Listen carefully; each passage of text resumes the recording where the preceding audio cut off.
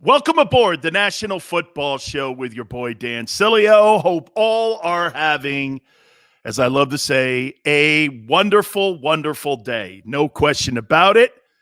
Okay. And we love the fact that you're here with us each and every single day here with us here on the National Football Show.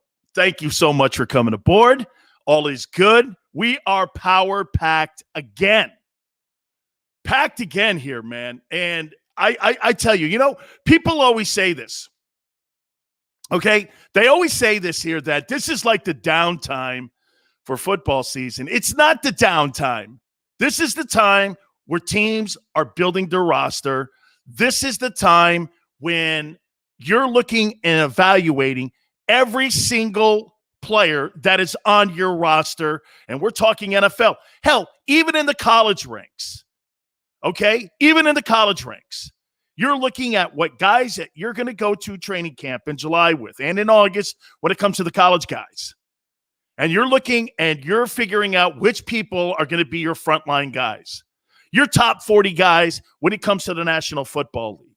And on top of that, college, like I said, your first 47 guys that you're looking at that you're going to go to battle with in your August camp. So this is a time where people are really rallying the troops and sometimes even looking at other rosters when it comes to evaluating their roster.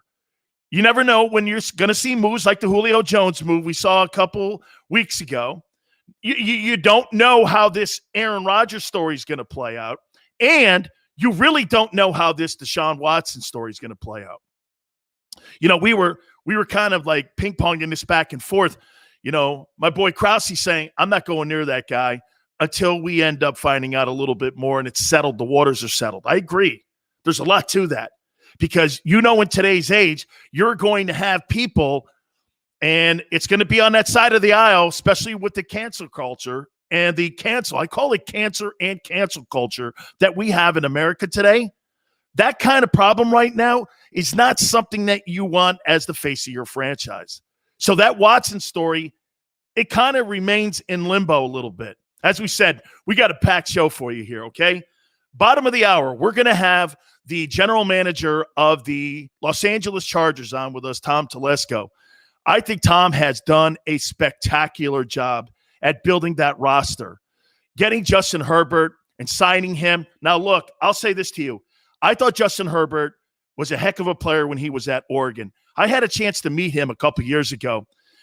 I don't think you understand the size this guy is. I should post that picture of me and him. This guy's a good 6'6", 6'7". He is a horse of a dude, man.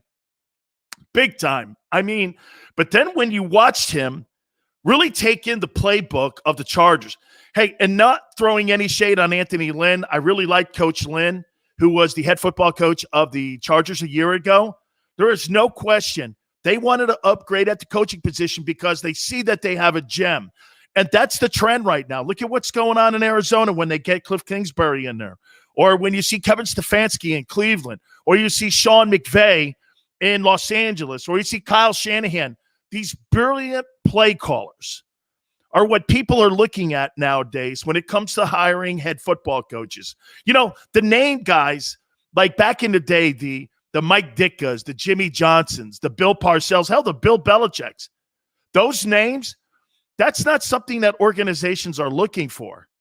What organizations are looking at now when it comes to hiring head football coaches, they are looking at, without a doubt, they're looking at play callers. They're looking at people that can develop the quarterback position and to see if these guys can evolve into being the head guy. I've said this before to you. A transition going from the college ranks and then going to the NFL.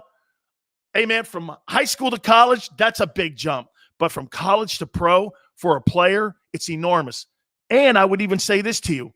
From being an assistant coach to being a head football coach in the NFL, that is quite a leap as well. All right, as we said, we're packed, okay? So we're going to have him at the bottom of the hour. Then hour two, we are going to catch up with our friend Dallas Diamond Page. DDP Yoga is some of the biggest, and I would say this to you. Some of the healthiest stuff that you can have in your resume when you get older when it comes to taking care of your body. He's one of the legendary WWE wrestlers. He's in the Hall of Fame. He's got a great sports background. We'll ask him about the current status now of the wrestling industry. We'll get his opinion. That'll be in hour number 2. All right, let's jump into the sandbox here now. So, college football, and I start here because there's stuff going on in Washington, D.C. right now about paying student athletes. And I want to tell everyone, the reason that I got into sports talk radio years ago and I got into sports broadcasting was because of the notion that college sports is amateur sports. What amateur sport do you know where the coach makes $9 million a year and the players make nothing? I know I can hear people out there going, yeah, but to get their education. They get their education. You get your education if you go to the military too. You can get educated if you're in prison.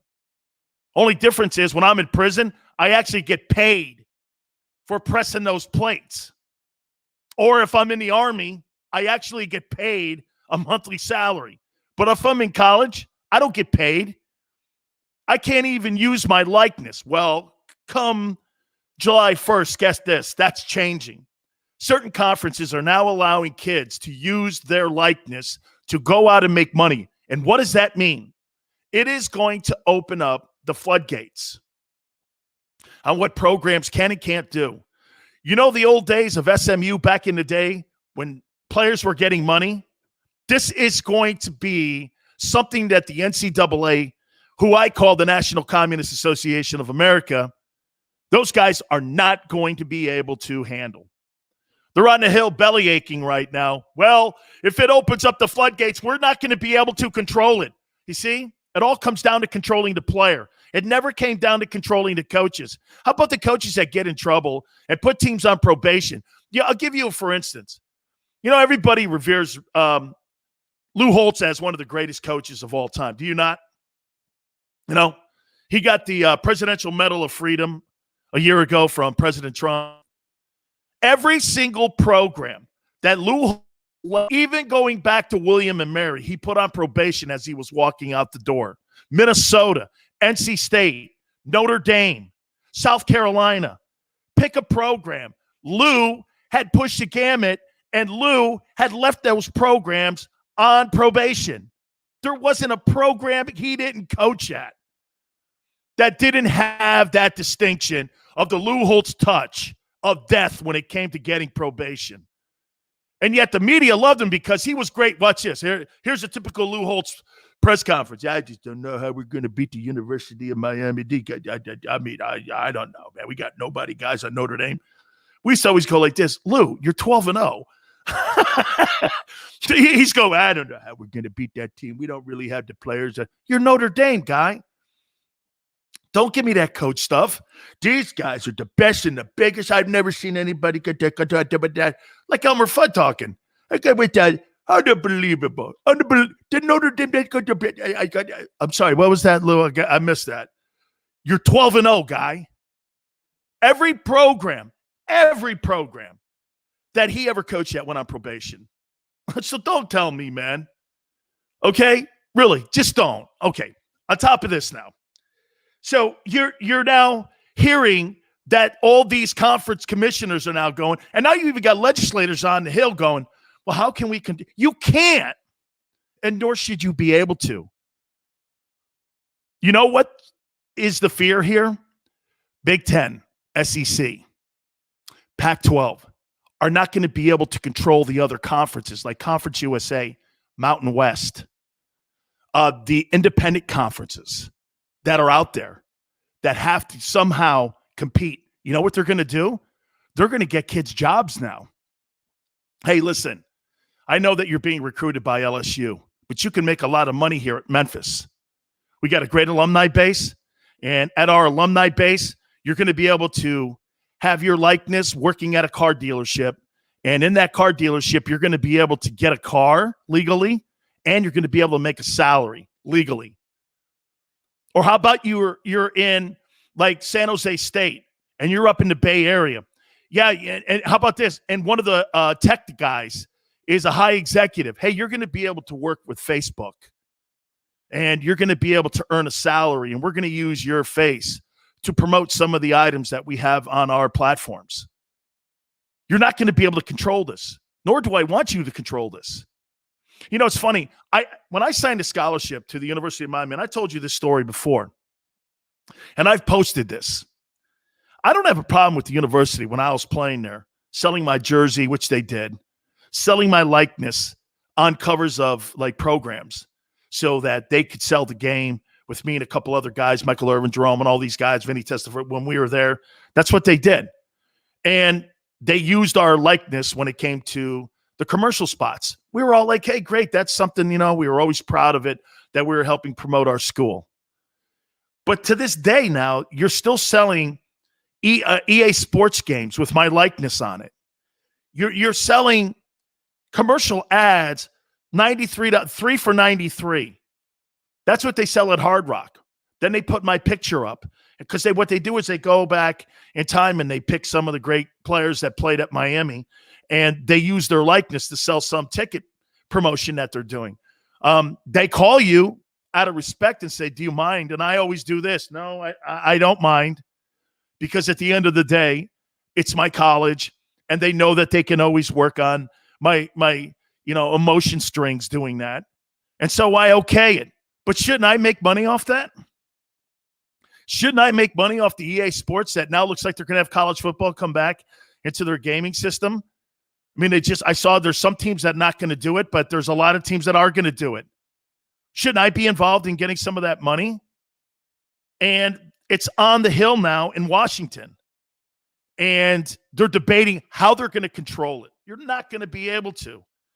And I'm glad that the Pac-12 is now getting out in front, because this may be a way for them to catch up to the SEC by offering jobs. What's wrong with offering a job to a kid who's going to college? When I was at the University of Miami, I couldn't get a job because it was illegal. It was considered an extra benefit. I had to give the scholarship back if I got a job. We couldn't have a job. Every other kid at the campus could. And we were like, wow, it's crazy. But now this rule changes that. So I'm glad that's being addressed. But the NCAA right now is in fear of what's going on and the hearings that are going on in Washington as I speak. All right.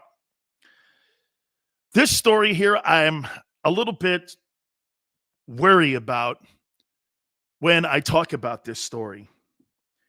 And I'm not going to really put the names out there yet, because this story has got a lot to do with the legacy of one of the legendary college football coaches. I'm going to talk more about it in a broad sense. Bo Schembechler's son, Matt, has come out and has alleged that his father allowed the team doctor to sexually abuse him and to sexually abuse other athletes at the University of Michigan from 1966 until 2003. That's the years he worked at Michigan. In that article, and by the way, ESPN.com has also put the story out there. It was alleged that players had gone to Bo Schembechler and told Bo Schembechler that this guy was sexually abusing players, not only in the football department, but also on other departments that were in the University of Michigan. And he was the doctor that all these players, there's 900 athletes that have hired lawyers that are bringing a lawsuit against the University of Michigan. Now, his other son is saying if Bo would have known, he would have done something. This is very similar to the story of Joe Paterno. You had a sexual predator inside the university, and you had a head coach who was revered as one of the greatest coaches of all time. Now, he's not here to defend himself, nor is his wife. So that's why I have to reserve a little bit here on the side of caution, because you know why? I'm not going to start throwing allegations out against Bo Schembechler. I'm just telling you the story. I want to know more. There's a press conference today that was held that the Sun has gone public saying that Bo knew. and he had gone to his dad numerous times. He was getting a physical. He was 10 years old so that he could play in a Pee Wee football league in Ann Arbor. And he told his dad, and his dad said, I don't want to hear it. He went on to add into the mix that this is the first time that Bo punched his wife in the face. This is all the kids' comments, not mine. I'm waiting to get a little bit more clarity. Now, the University of Michigan had hired a law firm to do the investigating into these allegations. They came back and told the Board of Regents that these are credible and that the university did nothing to move forward with these allegations when it came to cases that were in court. In theory, they hit it. Okay. Let's put that there, and there's two sides of this, okay? There's two sides of this story here, no doubt. I don't know we're going to be able to hear the other side because Bo's not here any longer. The wife's not here, but the kids are here. People in the university are here. Here's where I'm going with this. Bo Schembechler in Michigan should be held to the same standard that Penn State was. And I made this comment about Joe Paterno years ago, and I steadfast to this. Do you truly believe in your heart of hearts that if Joe Paterno knew that if somebody was sexually abusing a kid and there was a coach on his coaching staff, he would not have addressed that? Do you truly believe that? That's for you and your morality to have to come to grips with. Me personally, I think sometimes when you're from that era, there's one thing that we couldn't talk about when we were younger: sexuality. Kids today have no problem going to their parents and saying things. You know what I love about today's era? Do you know what I love about today's kids? They always do ask the question, why? Why am I doing this? They call people out nowadays. If a coach is doing something wrong that they don't like, their practicing habits are not good, like the running back a year ago at Oklahoma State didn't like what was going on there with Coach Gundy, called him out publicly. I actually like that. Kids are showing leadership today. And especially if you see it, say something about it. I'm okay with that. Okay? But back in that era, nobody talked about homosexuality. Nobody talked about any of that stuff. And by the way, I want you to know this. I'm not giving anybody a hall pass in anything here. I'm just telling you the story again. And Joe Paterno was from an old era where, get this, okay? You turned a blind eye to that stuff. And you know what it did in the end? It cost him his legacy. Rightfully so. Rightfully so. Joe's not responsible for the actions of Jerry Sandusky. Okay, he's not. But he's accountable for having him in the program and the accessibility with that kid's foundation that he had and being part of the whole thing and maybe hearing something and not doing enough about it. That is on Joe. And that will always be the stain on that legacy.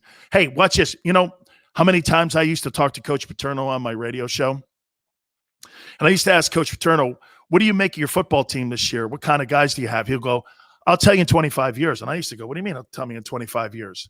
He'd go like this. Well, I'll see what kind of men they are in their communities, whether they're giving people to people. Joe had a heart of gold. But sometimes you turn a blind eye to things that are in your own backyard and you protect what you have created. Wouldn't you? You would do everything you could to protect the legacy and something that you've done.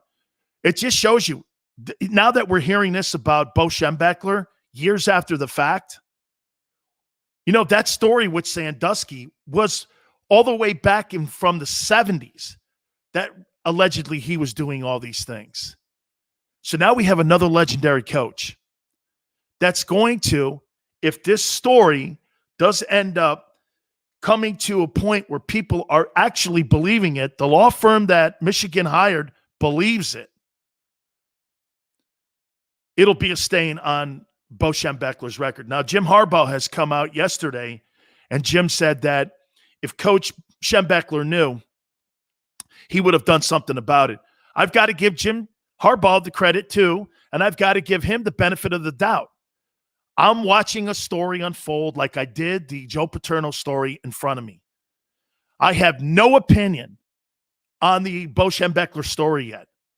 I'm just telling you that here is another case of a coach that could have turned a blind eye because of all the things that he was doing good, for all the players that he had on that team, for all the people that came out of Michigan. This is the school of Tom Brady. This is the school of Derek Jeter, Michigan. Numerous other superstars, Charles Woodson. Go down the list, man. I mean, legendary athletes have come out of Michigan. I think Michael Phelps, if I'm not mistaken, I think he's a Michigan guy too. So this is a stain on that university if it comes to any truth of what Bo Schembechler's. Now, it's his adopted son. Does he have an axe to grind? Maybe. He was left out of the will, and obviously there's some hard feelings. There was some things with memorabilia that he lost a case in court. Is this bitter feelings? That's why before I start naming names of doctors and players and people, I'm going to let the people that are out in front of this. I'm not going to get out in front of this and start saying, hey, Bo Schembechler's a scumbag. Not going there with that. So this is a story to keep an eye on. All right, let's get to happier times here. We were just talking a couple minutes ago about Justin Herbert.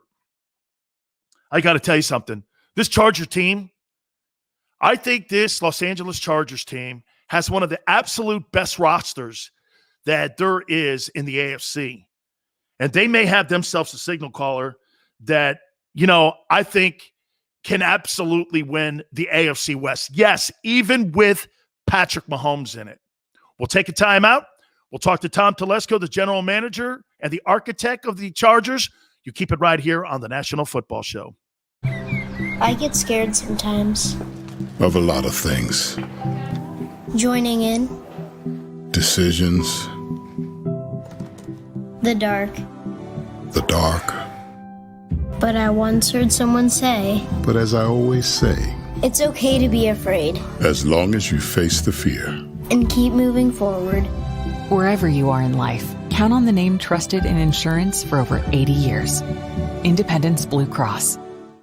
The savoring taste of a good bag of beef jerky is so enjoyable at any time of the day, as long as you can find it. Here's what we suggest. Pure Bull Beef Jerky is our answer, and soon it will be yours. Locally produced in the Philadelphia region, this high-quality, healthy protein snack is easy to secure. Go to steersnacks.com, and you'll see hot garlic, tropical heat, Pure Bull dry rub, and our favorite, Huck and Fod. What's that? Huck and Fod. Go now to steersnacks.com. Welcome to the Wildwoods, the perfect place where you can safely do everything or nothing at all. Catch a wave, take a nap, go for a drive, grab a bite. It's your vacation, and we're doing everything we can to make it a safe one. The Wildwoods. Your vacation, your way.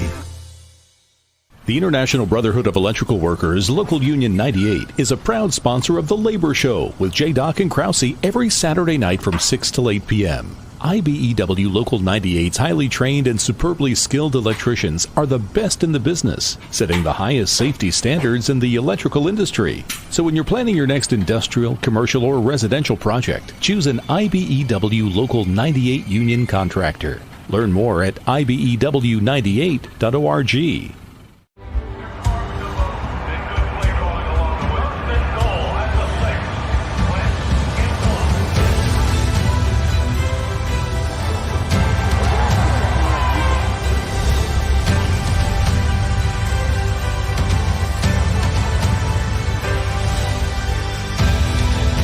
Field of life, First Trust Bank is there for you. Champions on 3. 1, 2, 3. Because Philadelphia dreams deserve a Philadelphia bank. This is a key. It's a family tree. It's a pair of wings. It's a secret handshake. ticket to anywhere in the world. It's more than a uniform. It's the door to a world most people only dream of. There's Strong, and then there's Army Strong. Try it on at GoArmy.com.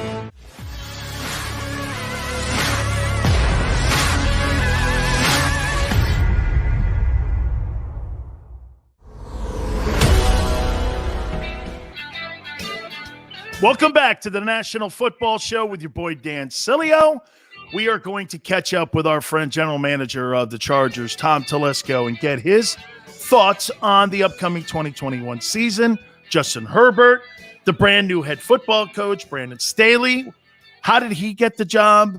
What was the determining factor on went into that process on moving from Anthony Lynn, who I love, great respect for Anthony, and I'm sure Tom's going to say the same thing. I mean, but we're in an era now, and I was hitting on this a couple minutes ago on how you have to look at that quarterback position now in the NFL. The emphasis on the games, the rule changes that have taken the game over have become so instrumental that position is the most important position that you could possibly have on your football team.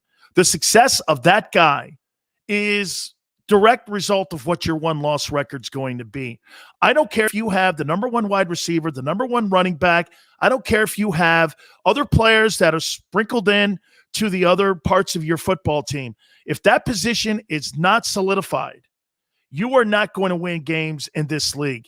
You have to have a capable guy at that position that can move the chains for you.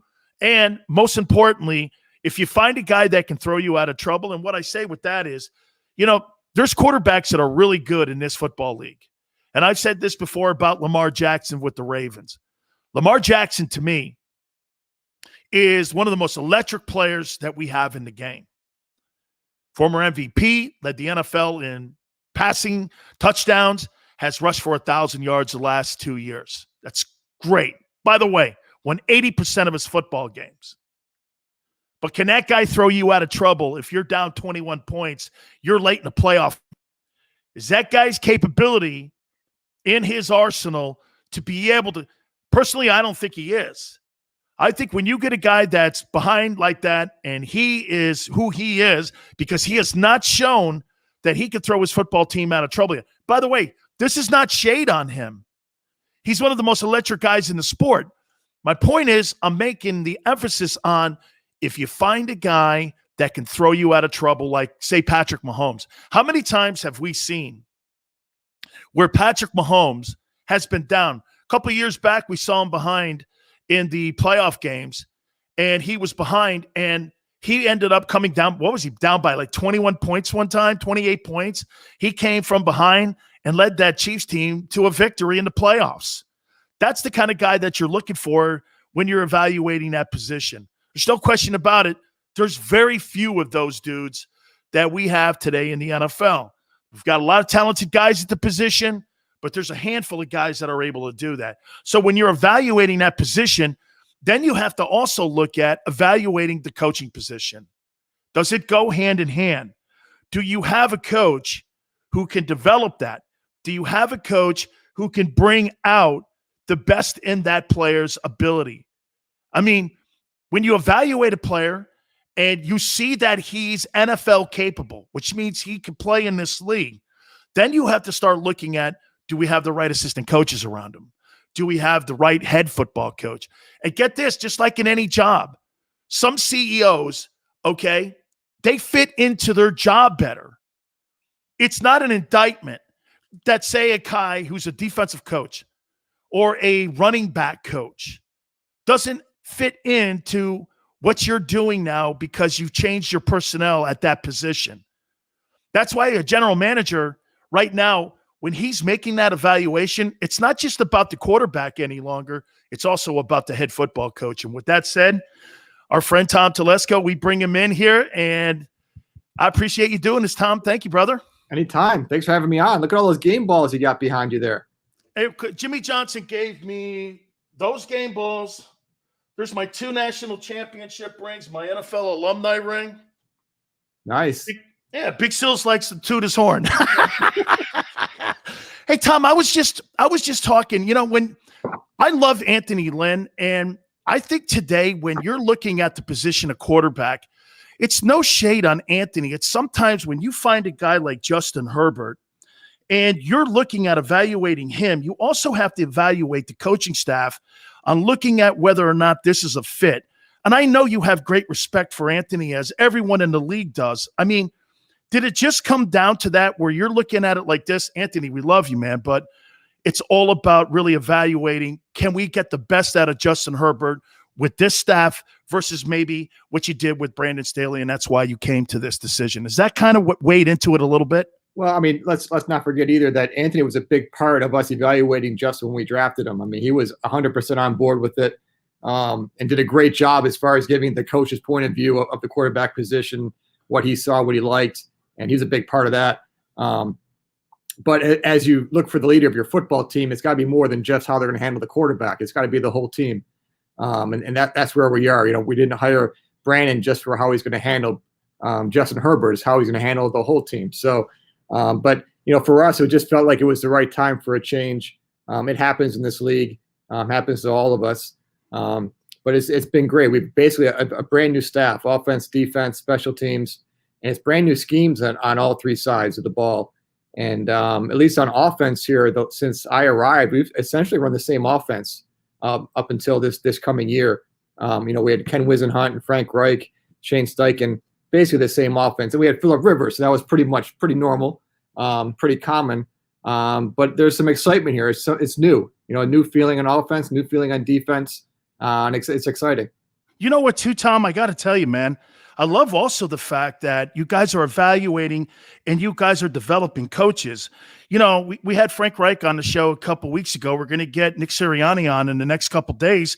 These guys were all in that coaching staff when you guys were in San Diego. I mean, it's pretty cool to see that, you're looking not only just at the players when you're evaluating, but you're constantly looking at your coaching staff too. So, I mean, all of this really is under your umbrella. It's pretty impressive. Well, we do like to see our front office personnel, our scouts, our coaches. We want to see them move on to bigger and better things. I mean, I got to this position because Bill Polian liked to see us move on to bigger and better things. So, yes, we're all here to win for the Chargers. We understand that, and everyone knows their responsibilities. But we'd also like to develop everybody so they can move on and move up the ladder in their careers. We saw that with Nick Sirianni, certainly. And other coaches that have moved on from here. And that's part of this process. I mean, there's a development process to it. There's an individual process to it, and there's a team process. You have to know the difference between the two. I can tell you on our staff right now, and it's a younger staff, we have some really high-level assistant coaches here right now that I think are going to move on to bigger and better things. But right now, obviously, our focus is on this year. But it's a good staff we have right now.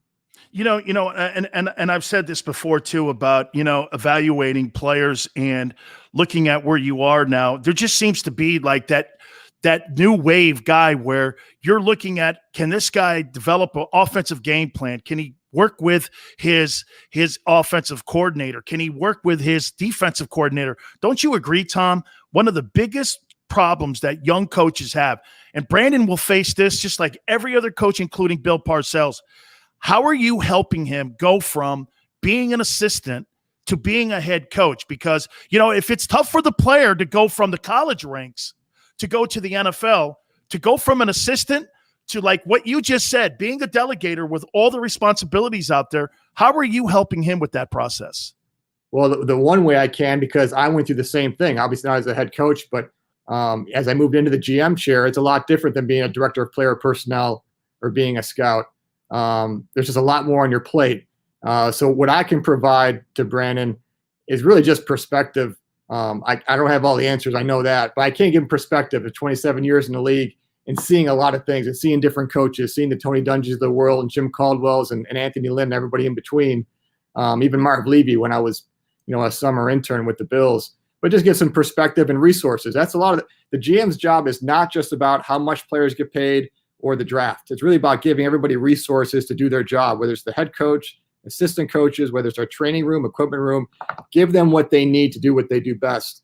But I can tell you just from the short time since Brandon started in January, this job is not too big for him at all. He's moved right into it. He can handle a lot of work. He's got great time management skills. He knows how to handle this job along with handling his family, which we all have on the outside of here. And it's been seamless. It's been really, really great to see. You know, I had a chance to meet Justin Herbert about 2 years ago at the Pac-12 meetings in Los Angeles. I could not believe the freaking size on this kid. I mean, this dude is a horse. He's got Roethlisberger's size, but he's and yeah, no disrespect to Ben, no shade on Ben, but this kid is accurate. And what I love about Joe Cool, and I'm going to use a Montana-ism on him here. We all love Tyrod Taylor. Nobody liked what happened last year and how that all happened before the Kansas City game. But somebody taps this kid on the shoulder and goes, "Oh, by the way, you're going to go out." This guy almost freaking beats the Chiefs. Tom, I mean, those for like 350 yards in the game. I'm like, this kid's special. Have you been surprised even with what you saw at Oregon? You know, going back to what you said when you saw him at the media day, how big he is. So I'm at the Rose Bowl, and I'm standing on the sidelines during pregame. They hadn't come out yet, and he comes running out of the tunnel with his teammates. And it really hit me, just what you said, how big he really is, because he's a great athlete. You can see that. You can see how he moves, how he runs, how smooth he is. But then when you see how big he is to put that combination together, it's really impressive. But as far as last year, I mean, it's a great credit to Justin, obviously. It's a great credit to our coaches, because they told him, you know, you do need to be prepared to play. We don't know when that will be. We don't know when that opportunity will be there, but you need to be ready to go at a moment's notice. And, you know, we didn't think it'd be that early, but it was that early. And he was ready to go. As you saw, he jumped into that game in short notice, and had a great game and ended up having a great season. You tell it to players, a lot of young players, you tell them, hey, look, we don't know when your opportunity is going to present itself. We need to be ready for it. Some listen, some don't. Obviously, he listened, and he was ready to go for that game. Your offensive line, maybe question marks that were coming out of 2020. How have you addressed that in this offseason? You know, we had 3 unrestricted free agents on the offensive line coming out of last season, so we had to make decisions. You know, do we sign these guys long-term, or do we try and, you know, make some pretty big changes? Now, it's hard. We end up flipping out, you know, 4 starters on the offensive line. Very difficult to do. We had a plan in the offseason. Let's see how much we can improve the offensive line. Didn't know if we'd be able to replace 4 out of 5. Thought it may be a 2-year project more than one, but it worked out that we, you know, in 1 year, you know, we've got some new people up front. We're excited about it. The plan executed well. Second part of the plan is to make sure when they get on the field, everyone can play, right? So, but, you know, so far so good. We're excited about the group, both the run game and the pass game. It's more than just protecting Justin. We got to run the ball better when we have to run it and be more efficient doing that. So, you know, that's all part of the plan as well. You know, Tom, I had a conversation here like 3 weeks ago with Kevin Colbert. And Kevin told me, the Pittsburgh Steelers general manager, he told me that he hadn't been in front of any of his draft choices because of this whole COVID thing. And that when they showed up was one of the very first times that the entire staff got a chance to be around these guys because of the protocols that were going on with COVID. I don't know. How do you guys evaluate just off of tape, not being around the kids enough? Because you like to have your hands on the guy, being in front of the guy, talking to the dude, not doing Zoom conference calls. This is pretty remarkable on what the NFL and general managers like yourself had to do with very limited contact with these players. I mean, evaluating for the draft must have been a nightmare. It was different. You know, it depends what your philosophies are. I came up a number of years in pro scouting before I was a general manager. And in pro scouting, you're only evaluating the tape on players. I mean, you may get one live look at a pro player at a game, but in NFL games, you're not allowed to go down to the field and see body types and see them up close. You're not allowed to do that. So pro scouting is a lot of just tape. So I'm kind of used to that. Now our scouts, yeah, they were home for a lot of the fall. They couldn't get out to colleges. They couldn't talk to coaches face to face. Couldn't talk to players face to face. The one lucky thing we had, and Jim Nagy at the Senior Bowl did a great job running the Senior Bowl, you know, without a hitch, having all those players there. All of our scouts were at the Senior Bowl, so they could at least talk to some players face to face. Now, there was plexiglass in between, but at least you can get a feel for them right in front of you. So we got a chance to talk to a lot of players there. But when it comes to trying to find background on football players, I mean, you can talk to them all you want. You may get a little bit of what you need, but you really need to talk to who recruited them, who coached them for 3 years or 4 years. Talk to all the people they've been around on an everyday basis.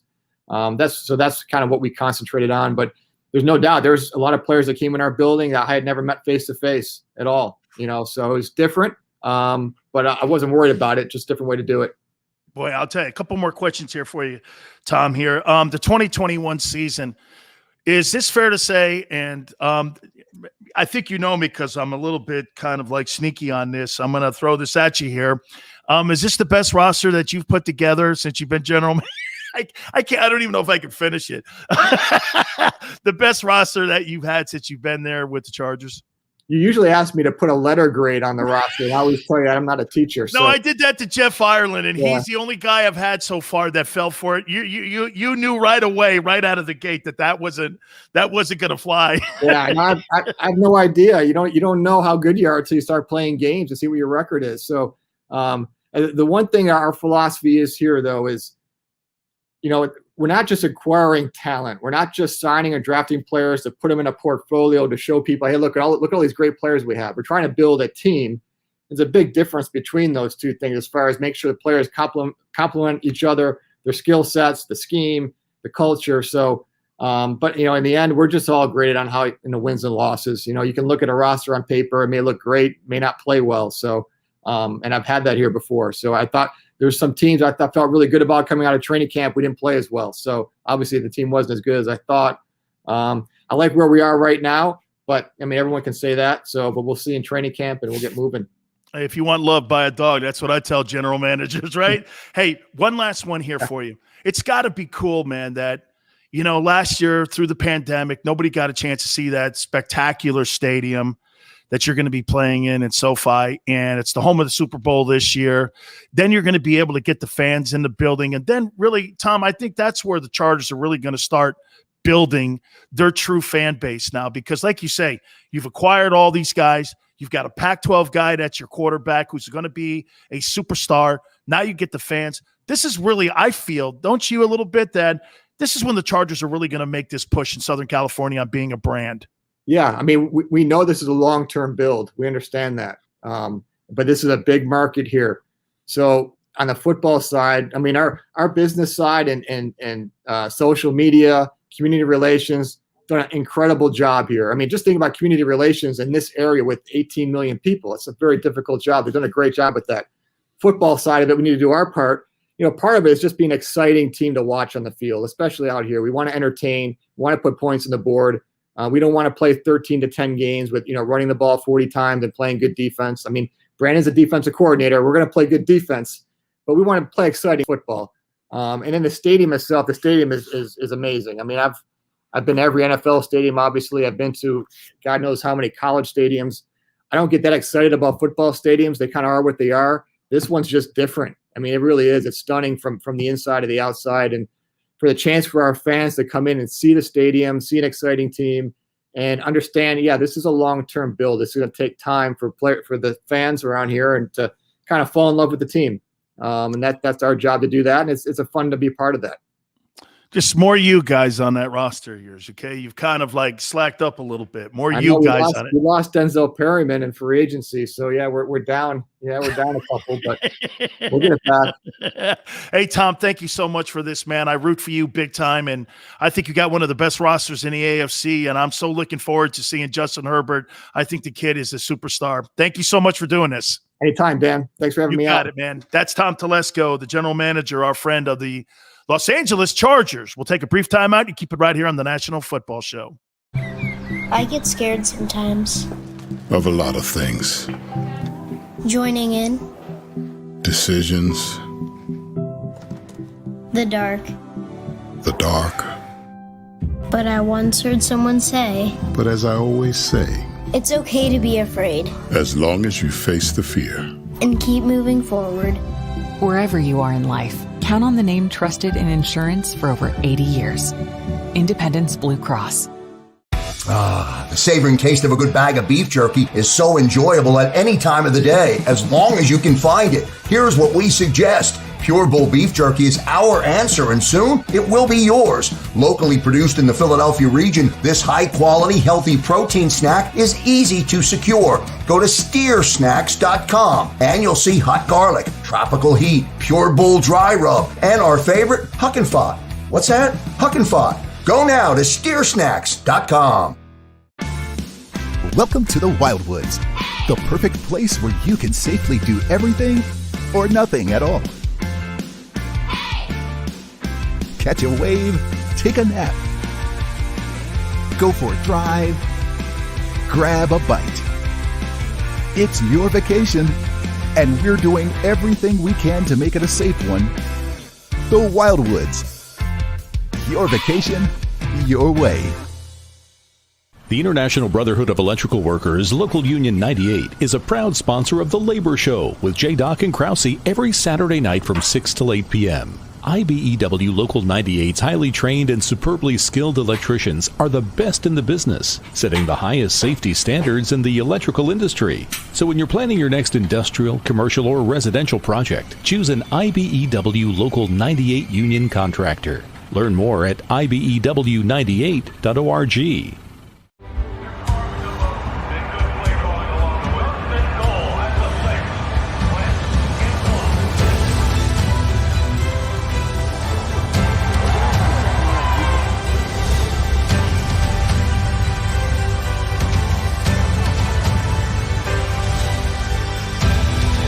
On the field of life, First Trust Bank is there for you. Champions on three. 1, 2, 3. Because Philadelphia dreams deserve a Philadelphia bank. This is a key. It's a family tree. It's a pair of wings.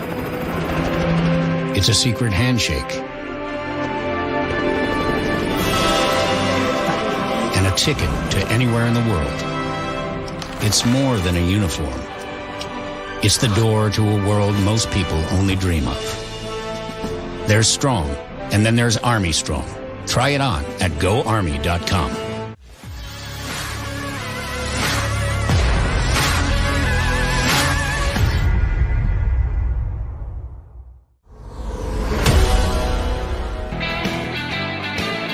Welcome back to the National Football Show with your boy Dan Sileo. Great catching up with our friend Tom Telesco, the general manager of the Chargers. I got great feelings about that football team this coming 2021 season.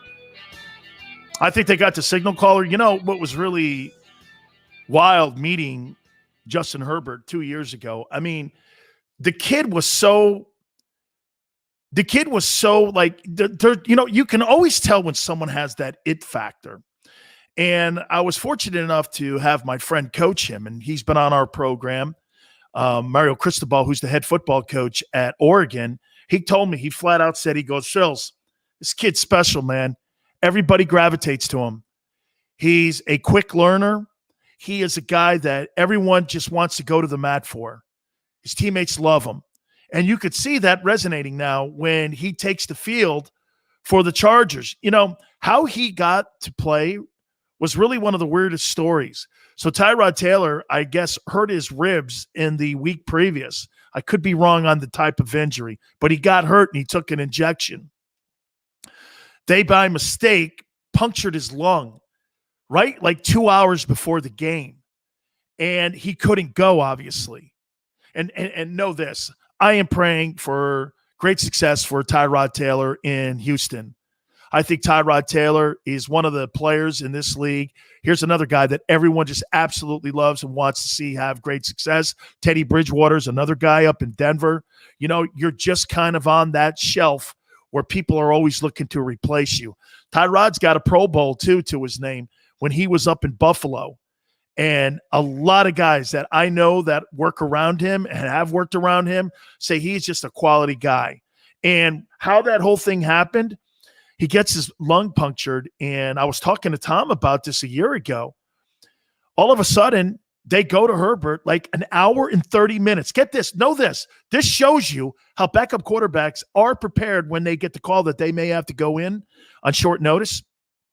They went right over to Justin and told him, said, hey, looks like you're going to have to go because there's a medical issue here with Tyrod. You're going to have to go. and it was against the defending world champion Chiefs. And I asked Tom, I go, what was his demeanor? He's like, okay, I'm ready. Kid goes out there and throws for over 300 yards in that ball game, and I thought he was going to beat the Chiefs. And I swear to God, I did this when I came away from that game. I tuned that game on because I wanted to see how he would play. I could not believe how accurate, how big an arm he has. I couldn't believe how he moved around in the pocket. And you know why? When we were talking to Tom, and I was talking to him about how he's got a lot of Roethlisberger about him, he slides in the pocket so well. Look, he's not gonna kill you when it comes to running 40-yard dashes. He is more of an athlete than you think. I saw him at Oregon, especially in that Rose Bowl game. I saw him running. He's a pretty athletic kid. And I agree with Tom. I cannot believe the size of this guy. I mean, he is an absolute beast when you stand next to him. Look, I'm 6'1". He makes me look like I'm 5'4". I mean, he's a big dude, man. I may post that picture of us at the Pac-12 meetings a couple of years ago. But he moves around in the pocket so well. He slides. And he's looking to create passing lanes. That's a guy that's got an understanding of the pocket. Do you know how many guys don't have an understanding of the pocket that come out of college today that have to basically be retaught how you play the position? Now, for instance, okay, so Jordan Love up in Green Bay. Do you know that Jordan Love, at any time in his career, when he was at Utah State, never took a snap under center? Think of that for a minute. He never took a snap under center. You basically have to just start taking snaps again as an NFL quarterback. And what is the biggest difference for a quarterback like a Justin Herbert or a Jordan Love coming from the college ranks to the NFL? You see, in college, you know how people hold those signs up on the sidelines and they're giving you plays? When you're an NFL quarterback, you have to know where to throw the ball. See, you're given a play in the NFL as a quarterback in the league. You're given a play. But if a defense throws a different scheme at you in that process, you've got to be able to take the intel and the week of practice and all the audibles and everything that you were taught during that week in your game preparation, and you've got to process it like this. This is why I say this to you. The Wonderlic test, in my opinion, it's really not that important for any other position, because the other positions, you're telling a guy where to line up and what to do on a technique. When you're a quarterback, you got to think on your feet. Strong safety's up. Okay. Does that mean that I'm going to go to the slot, or does that mean I have my running back? Maybe I move my running back over into the weak side here in case there's a blitzing outside linebacker. You've got to think all of this on your feet at one time. And that's why the great linebackers and the great defenses, you notice what they do now? They don't go to their positions. They stand kind of in the middle of the field, because you know what you don't want to do? You don't want to give the quarterback a heads up of what the defense is going to be so that he can set the free safety. You're trying to do everything you can. Jonathan Vilma told me that that's a new trend in the NFL, that what Peyton Manning used to do. Remember the times when he would holler, Omaha, Omaha. That's his audible. And he was audibling out of the play as he was watching the linebacker. And when the linebacker, because remember something, when it gets to 5 seconds, okay, Peyton had to snap the ball.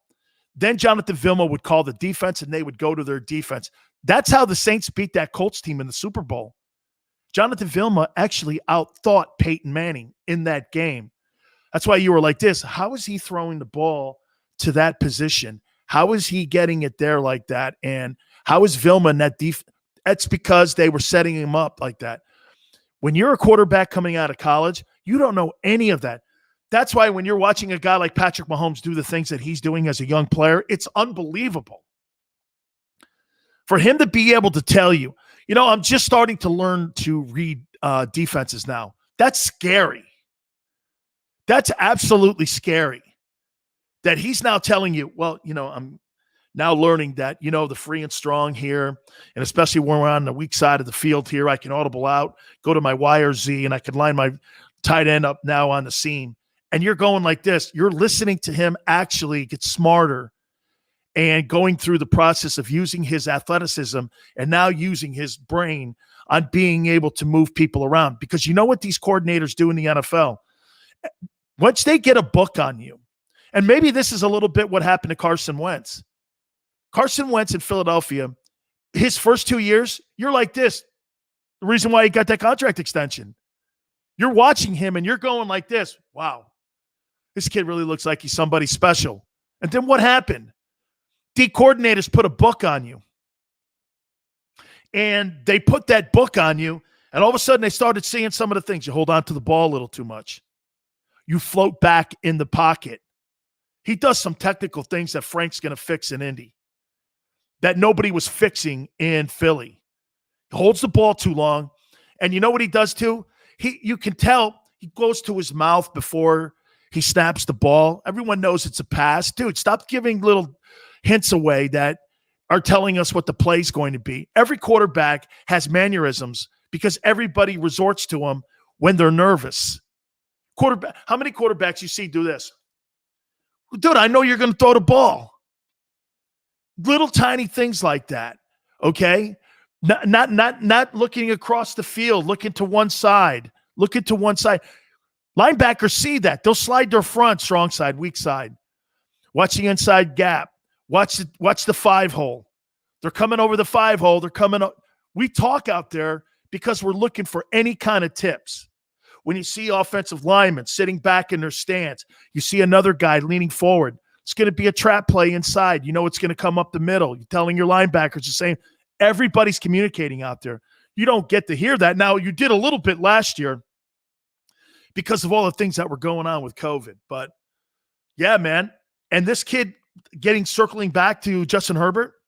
Justin Herbert saw it all, man. And I didn't think he was this good coming out of Oregon. Then again, I didn't think Patrick Mahomes was that good coming out of Texas Tech. I mean, really? Texas Tech, right? We're talking a little bit about, where, that's not really a powerhouse place when it comes with Billy Joe Tolliver. I can't really name you any other guys that went in the first round out of that joint. So, I mean, not a lot of players have come out of that, school, and certainly nobody like Mahomes. But the one thing some of these guys have, you have to be exceptionally gifted like Mahomes, or you have to be smart and you have to be gifted. And I think this kid, Justin Herbert, may actually be that guy. All right. Top of the hour, I want to hit on this new 12-game playoff. Okay? We'll do that at the top of the hour. This new 12-team playoff that the College Football Bowl people are putting together. It's just more cash. We'll do that at the top of the hour. So the latest on Deshaun Watson here. Deshaun Watson's going around telling his ex-teammates, he calls them that. He's not quite yet an ex-Houston Texan, but he's telling everybody he wants to play in Denver. That's the storyline going around now, is that he wants to play in Denver. This is almost the same kind of stuff. Now, it's not directly from the player, so it's not tampering.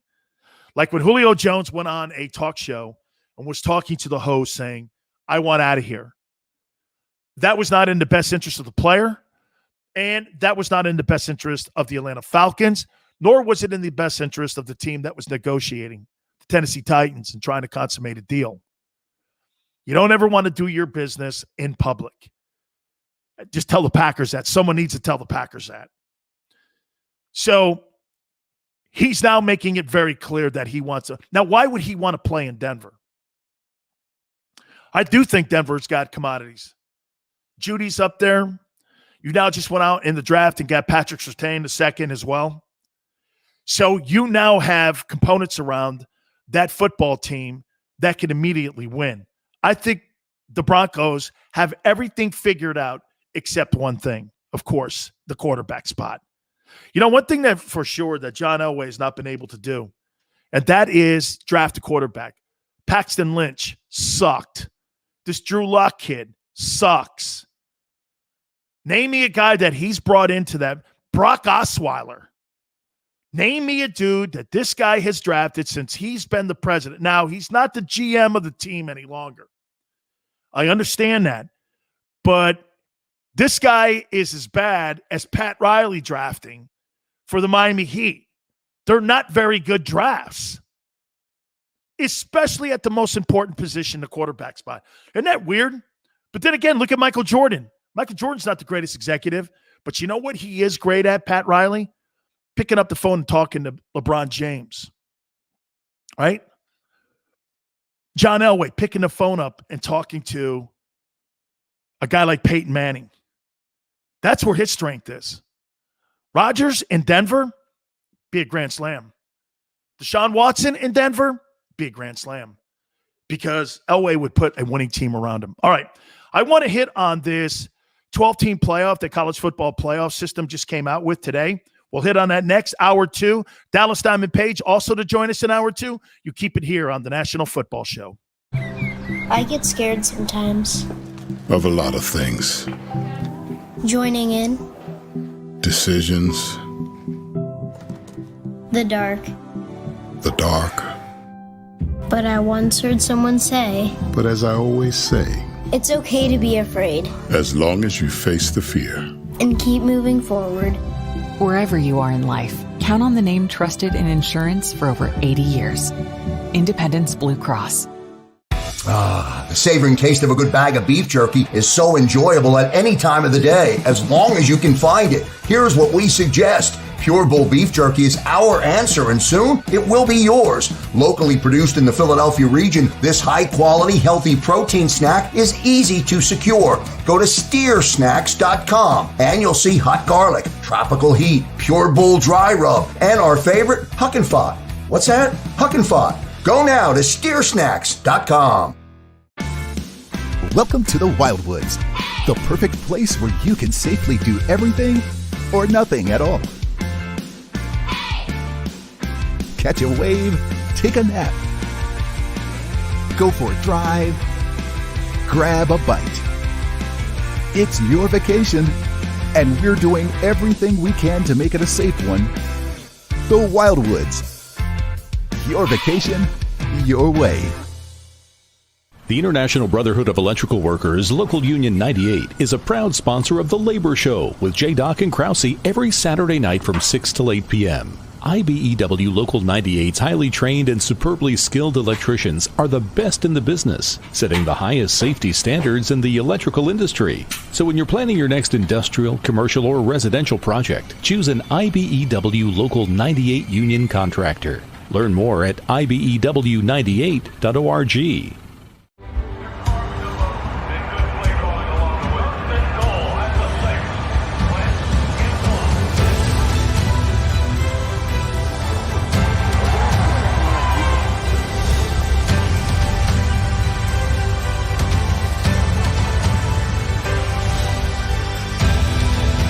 Field of life, First Trust Bank is there for you.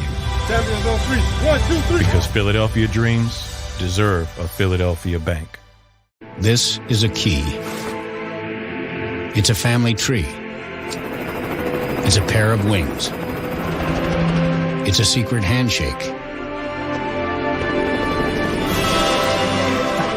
And a ticket to anywhere in the world. It's more than a uniform. It's the door to a world most people only dream of. There's Strong, and then there's Army Strong. Try it on at GoArmy.com.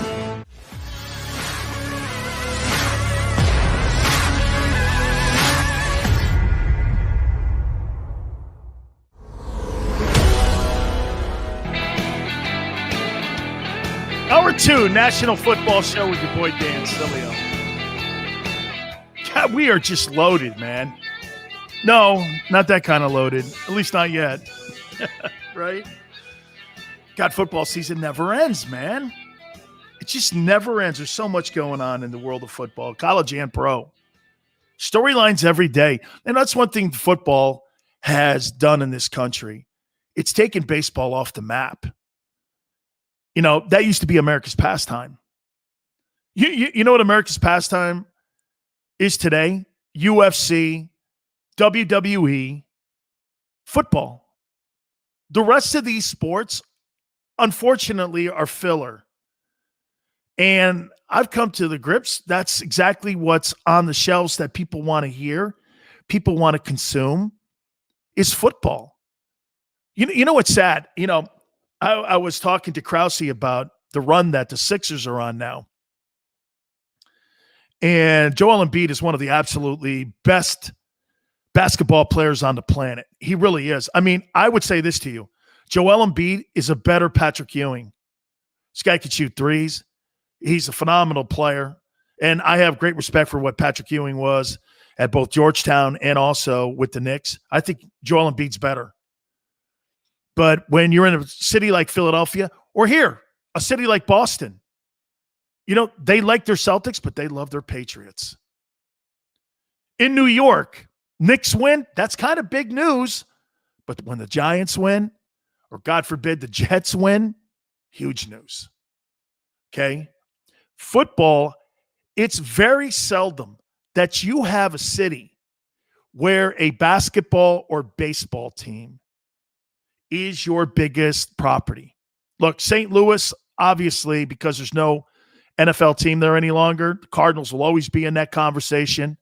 But in Chicago, here's a great example. Chicago and Philadelphia, in my opinion, these are two blue-collar cities that kind of really resemble each other. Two phenomenal sports cities, too. In Chicago, they've got the Cubs and the White Sox and the Bulls and the Hawks, right? Blackhawks win the Stanley Cup. Does it matter? Yeah. Watch this.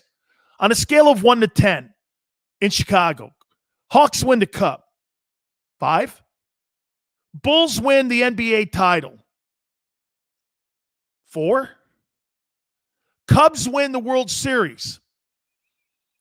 7. White Sox win the World Series. 6. Bears win the Super Bowl. 10.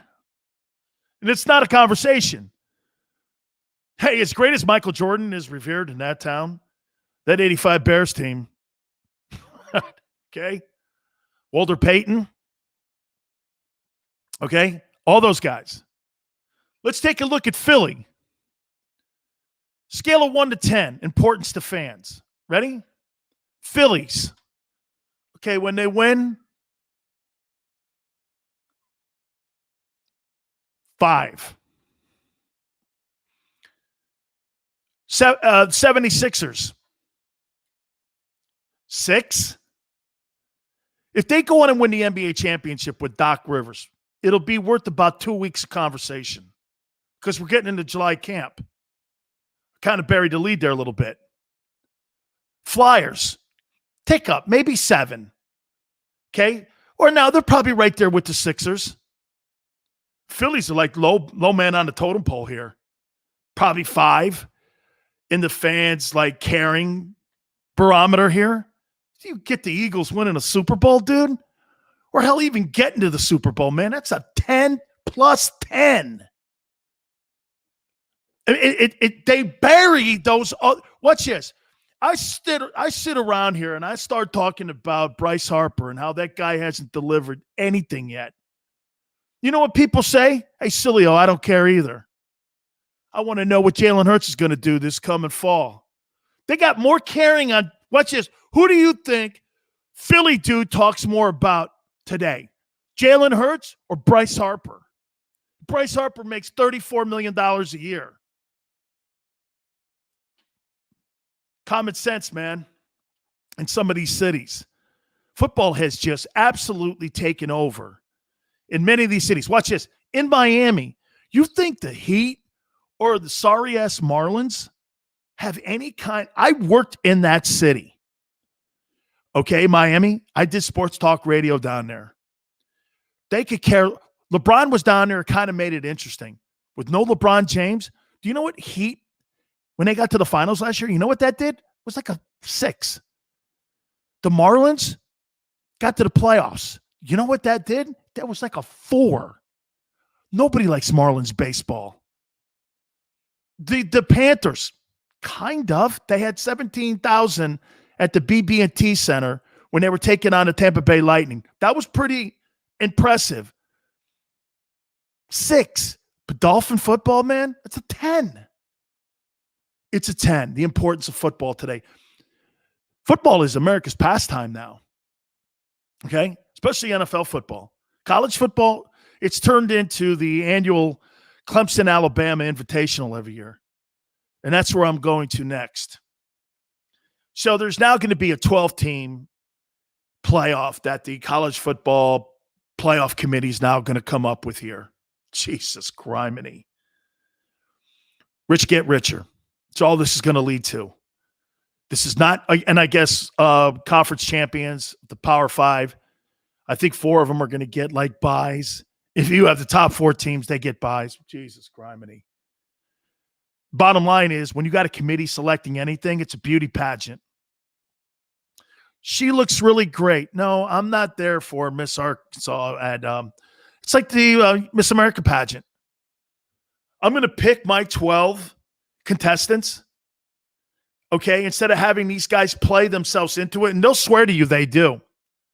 That's not the case. There's unbalanced schedules all over the country, okay? And for the record now that they're going to expand the college playoff, you could lose a game if you're Bama now. You know those games that they play with the Citadel?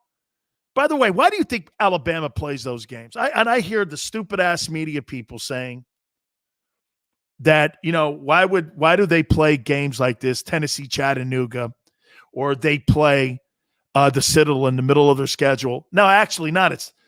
It's maybe even right before the Auburn game or sometimes even after the Auburn game. Why do you think they do that? See, you can't ram this down people's throats because they don't understand what competition is, nor do they understand how competitive the Southeastern Conference is. So here's why Alabama will have Citadel there. Watch this. Leading up to that Auburn game, which is the Iron Bowl, which is probably, to this day, you could make the argument it's the biggest rivalry in college football. Name me another one that's competitive. Michigan, Ohio State's not competitive. USC, UCLA, it's not competitive. Washington State, I think I just said it just by naming those 2 teams. Give me another rivalry that compares to Auburn, Alabama. Any one of them. Florida State, Miami, used to be. But I'll go with Krause here. Hey, man, that was 20 years ago. 20 years ago, that was. Today? The point is, every year, Auburn, Alabama matters. Someone's going to win a national title. Someone's going to get an opportunity to go to the SEC championship game. Someone's going to get a chance to go to a big bowl game that has big money around it. And here's why Alabama, and by the way, I'm going to get to this 12-team playoff here and why Bama's probably going to maybe X-nay that Citadel game, but why they do play it.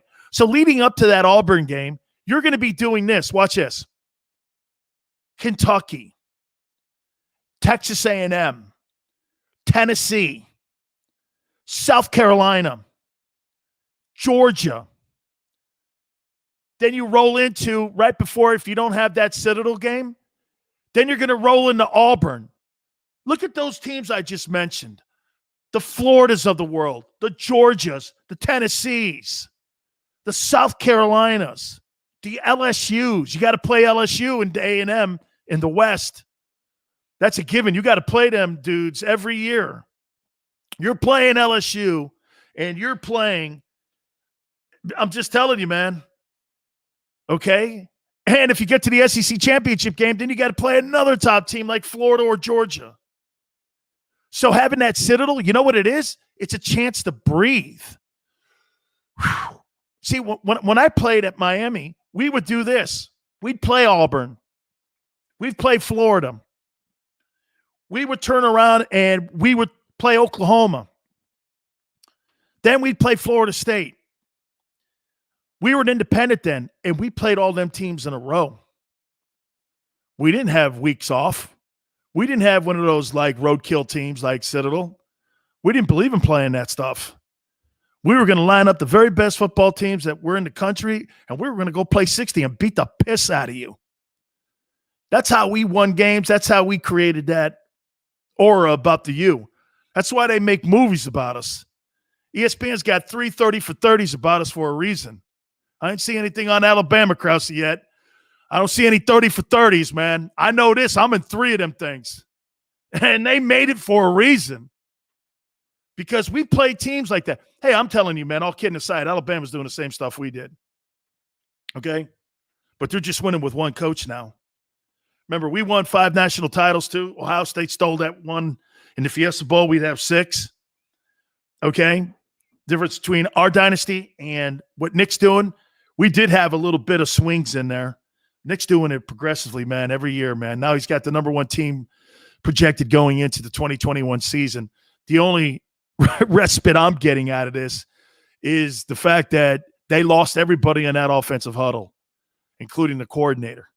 So I think Alabama is a spectacular program. So, okay, they're probably going to get rid of this Citadel game because you're going to be okay if you lose. Maybe you have one non-conference game now because of this 12-team playoff.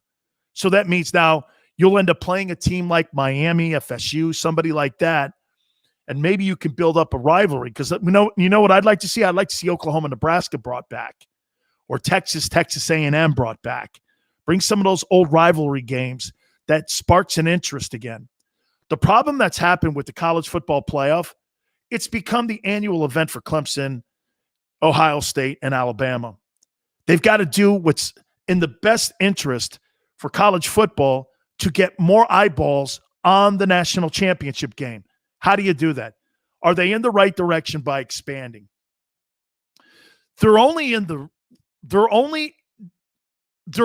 right direction if you're awarding teams that are not just from this power conference. And the power conferences like the SEC, the ACC, and some of these other big conferences like the Pac-12. You've got to open it up to Conference USA. You've got to open it up to Mountain West. You've got to be able to allow a BYU into the conversation. I've said this before to you guys.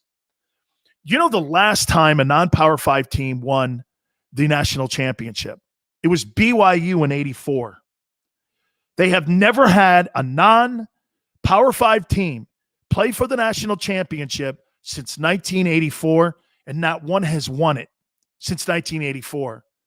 You really believe that you think that this 12-team playoff, that the dumbasses at the College Football Playoff Committee are now going to put together here, are going to resolve that case and have somebody like Cincinnati or Boise State or someone else?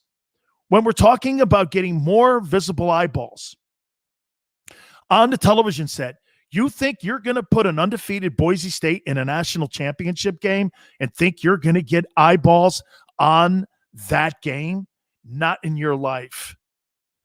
You could have a 50-team playoff, is my point, and they're never going to put a program that no one's ever heard of in the national championship setting. You're never going to see it. Could one sneak into this 12-team playoff? Maybe, just to validate themselves. But you're not going to, because what is now generating the revenue for these programs today? TV. I brought this up a couple days ago to you. The Southeastern Conference went out and got a $350 million loan. And what they did was, because of COVID-19, they stroked a check to every single sports program in the SEC, which is 10 schools. All 10 institutions got $25 million. That's unheard of. To cover some of the damages of COVID. Do you know what they're doing in the Pac-12? They're canceling wrestling. They're canceling women's tennis. You know what they're doing at Michigan State? They're doing the same thing. They're canceling programs because the funding from the revenue last year was just swallowed up. Do you know how much money a school like Michigan State, and I'm just going to throw Michigan State because Kevin Frazier told me this, and he told me this a couple months ago. Michigan State lost $75 million because they didn't go to the NCAA tournament and because they didn't have enough money and enough games covered when it came to last year's Big Ten games. They lost $75 million. There's 14 teams in the Big Ten. You add that up, you're talking nearly $2 billion worth of revenue that conference has lost. How do you make that up? SEC, those guys, they're like the Premier League, like I said. So the point is, once again, man, I don't care how many teams you expand to. This is a cash register. The conferences that are going to get richer, watch this. Okay, so you have a 12-team playoff. Well, how many teams from the SEC last year do you think deserve to be in that? Florida, Georgia, Alabama. Could have made the comment, Texas A&M. I got 4 right there off the top of my head. 4 off the top of my head that I went like this. Well, those 4 already. Hell, you got 4 from there already from the SEC. And I could probably put 2 more in there. Look, watch this. A 9-3 SEC team versus a 9-3 Big Ten team. Who are you going with? I got to play Kentucky and Georgia and LSU every week, and you're playing Northwestern, Indiana, and Rutgers and Maryland every week. Are you nuts? I'm not taking that team. That means it gets to be on the political side here. All right. We're going to switch gears here. And I told you this before. When we first opened this bad puppy up, we told Big Joe and we told Krause, and now our boy Cal, that we get 2 type of folks on this team: football people and wrestlers. These are the 2 things I did. And I will tell you flat out, wrestling was one of the toughest things I had ever done in my entire life.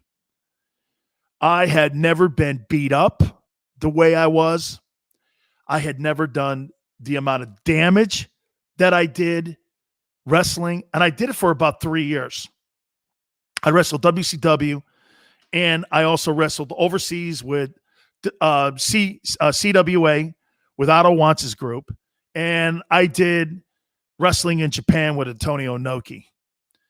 And I will tell you this, man, that was some of the toughest stuff I ever did. We're going to talk to Dallas Diamond Page, and he's got the DDP yoga.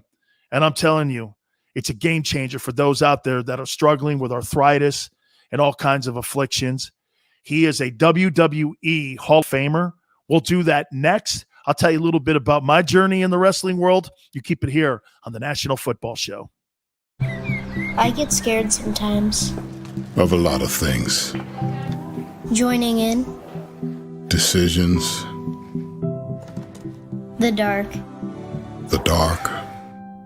But I once heard someone say, But as I always say, it's okay to be afraid. as long as you face the fear. And keep moving forward. Wherever you are in life, count on the name trusted in insurance for over 80 years. Independence Blue Cross. The savoring taste of a good bag of beef jerky is so enjoyable at any time of the day, as long as you can find it. Here's what we suggest. Pure Bull Beef Jerky is our answer, and soon it will be yours. Locally produced in the Philadelphia region, this high-quality, healthy protein snack is easy to secure. Go to steersnacks.com, and you'll see hot garlic, tropical heat, Pure Bull dry rub, and our favorite, Huck and Fod. What's that? Huck and Fod. Go now to steersnacks.com. Welcome to the Wildwoods, the perfect place where you can safely do everything or nothing at all. Catch a wave, take a nap, go for a drive, grab a bite. It's your vacation, and we're doing everything we can to make it a safe one. The Wildwoods. Your vacation, your way. The International Brotherhood of Electrical Workers, Local Union 98, is a proud sponsor of The Labor Show with J. and Krause every Saturday night from 6 till 8 p.m. IBEW Local 98's highly trained and superbly skilled electricians are the best in the business, setting the highest safety standards in the electrical industry. So when you're planning your next industrial, commercial, or residential project, choose an IBEW Local 98 union contractor. Learn more at IBEW98.org.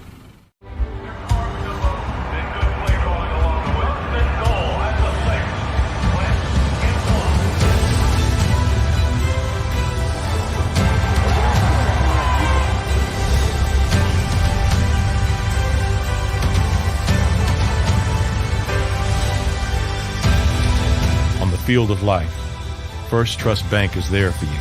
Champions on three. 1, 2, 3. Because Philadelphia dreams deserve a Philadelphia bank. This is a key.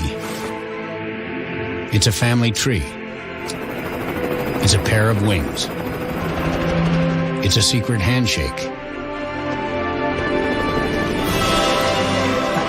And a ticket to anywhere in the world. It's more than a uniform. It's the door to a world most people only dream of. There's Strong, and then there's Army Strong. Try it on at GoArmy.com.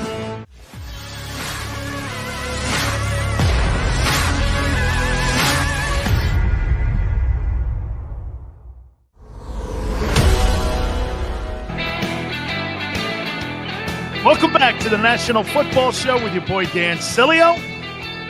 We are going to have a special guest joining us here in a couple minutes. DDP, Dallas Diamond Page, is going to join us.